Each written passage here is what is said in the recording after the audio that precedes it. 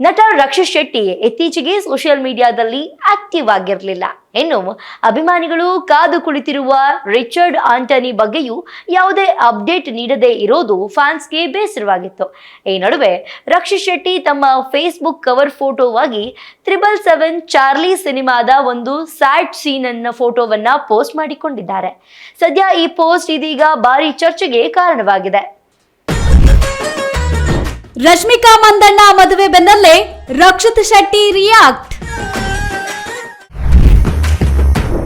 ಬಹುದಿನಗಳ ನಂತರ ಸೋಷಿಯಲ್ ಮೀಡಿಯಾದಲ್ಲಿ ಆಕ್ಟಿವ್ ಆದ ರಕ್ಷಿತ್ ಶೆಟ್ಟಿ. ಹಳೆಯದನ್ನ ಮರೆತು ಹೊರಬನ್ನಿ ಸರ್ ಎಂದ ರಕ್ಷಿತ್ ಶೆಟ್ಟಿ ಫ್ಯಾನ್ಸ್.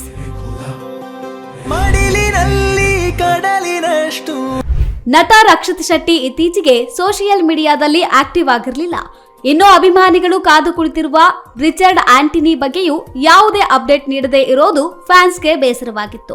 ಈ ನಡುವೆ ರಕ್ಷಿತ್ ಶೆಟ್ಟಿ ತಮ್ಮ ಫೇಸ್ಬುಕ್ ಕವರ್ ಫೋಟೋವಾಗಿ 777 ಚಾರ್ಲಿ ಸಿನಿಮಾದ ಒಂದು ಸ್ಯಾಡ್ ಸೀನ್ ನ ಫೋಟೋವನ್ನ ಪೋಸ್ಟ್ ಮಾಡಿಕೊಂಡಿದ್ದಾರೆ.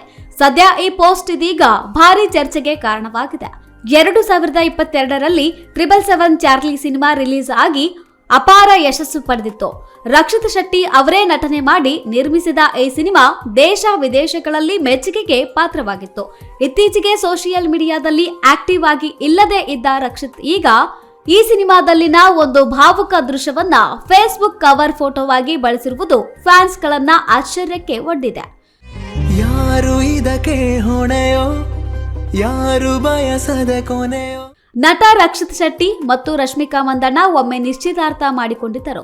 ಕಿರಿಕ್ ಪಾರ್ಟಿ ಸಿನಿಮಾದ ಸಮಯದಲ್ಲಿ ಇಬ್ಬರ ನಡುವೆ ಪ್ರೀತಿ ಮೊಳಕೆ ಹೊಡೆದಿತ್ತು. ಆದರೆ ನಂತರ ಎಂಗೇಜ್ಮೆಂಟ್ ಮುರಿದು ಬಿತ್ತು. ಇದಕ್ಕೆ ಕಾರಣ ರಕ್ಷಿತ್ ಆಗಲಿ ರಶ್ಮಿಕಾ ಆಗಲಿ ಎಲ್ಲಿಯೂ ರಿವೀಲ್ ಮಾಡಲಿಲ್ಲ. ರಾಶಿ ರಾಶಿ ಕನಸ ಕೂಡಿಸಿದ್ದೆ. ಬಳಿಕ ರಶ್ಮಿಕಾ ಮಂದಣ್ಣ ವಿಜಯ್ ದೇವರಕೊಂಡ ಅವರನ್ನ ಪ್ರೀತಿಸಿ ಮದುವೆಯಾದರು. ರಶ್ಮಿಕಾ ಮಂದಣ್ಣ ತಮ್ಮ ಮದುವೆಯ ಸಂಭ್ರಮದ ಫೋಟೋಗಳನ್ನ ಸೋಷಿಯಲ್ ಮೀಡಿಯಾದಲ್ಲಿ ಪೋಸ್ಟ್ ಮಾಡುತ್ತಿರುವ ಸಂದರ್ಭದಲ್ಲೇ ರಕ್ಷಿತ್ ಶೆಟ್ಟಿ ಈ ರೀತಿ ಬೇಸರದ ಫೋಟೋವನ್ನ ಪೋಸ್ಟ್ ಮಾಡಿರುವುದು ಅವರ ಫ್ಯಾನ್ಸ್ನ ಆಶ್ಚರ್ಯಕ್ಕೆ ಒಡ್ಡಿದೆ.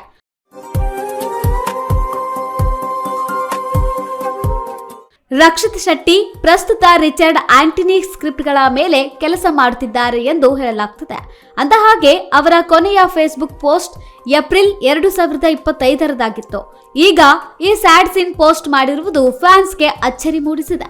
ಈ ಪೋಸ್ಟ್ಗೆ ತರಹೇವಾರಿ ಕಾಮೆಂಟ್ಗಳು ಹರಿದು ಬಂದಿವೆ. Yes, Rakshit Shetty is back. Richard ಆಂಟನಿಯ ಆಗಮನಕ್ಕೆ ಕೌಂಟ್ ಡೌನ್ ಶುರು. ನೋವು ಮಾತ್ರ ಬದಲಾವಣೆಯನ್ನು ನೀಡಬಲ್ಲದು ಮತ್ತು ಆ ಬದಲಾವಣೆಯು ಅದರ ಅತ್ಯುತ್ತಮ ಚಿಂತನೆಯಲ್ಲಿ ವಿಕಸನಗೊಳ್ಳುವುದಕ್ಕಾಗಿ ನಿಮಗೆ ಎಲ್ಲಾ ರೀತಿಯ ಜನಪ್ರಿಯ ಅಭಿಮಾನಿಗಳಿದ್ದಾರೆ. ಮೌನ ಏಕೆ? ಗೂಡಿನಿಂದ ಹೊರಗೆ ಬನ್ನಿ. ಆಗೋಗಿರುವುದನ್ನ ಮರೆತು ಬಿಡಿ. ಯಾಕ್ರಿ ರಕ್ಷಿತ್ ಸರ್, ನಮ್ಮ ಜೀವನವನ್ನ ಈಗಾಗಲೇ ಬಿಟ್ಟು ಹೋಗಿರುವವರ ಬಗ್ಗೆ ನಾವು ಅತಿಯಾಗಿ ಯೋಚಿಸಬಾರದು. ಅವರು ನಿಮಗೆ ಯೋಗ್ಯರಲ್ಲ. ಅವರು ನಿಮ್ಮಂತಹ ಒಳ್ಳೆಯ ಮನಸ್ಸನ್ನು ಕಳೆದುಕೊಂಡರು. ನಿಮ್ಮಂತಹ ಒಳ್ಳೆಯ ವ್ಯಕ್ತಿಯನ್ನ ನೀವು ಪಡೆಯುತ್ತೀರಿ. ನಿಮ್ಮನ್ನು ಮರಳಿ ನೋಡಲು ನಿಮ್ಮ ಅಭಿಮಾನಿಗಳು ಎಷ್ಟು ಸಂತೋಷ ಪಡುತ್ತಾರೆಂದು ನೀವು ಊಹಿಸಲು ಸಾಧ್ಯವಿಲ್ಲ ಎಂದೆಲ್ಲ ಅಭಿಮಾನಿಗಳು ಕಮೆಂಟ್ ಮಾಡಿದ್ದಾರೆ.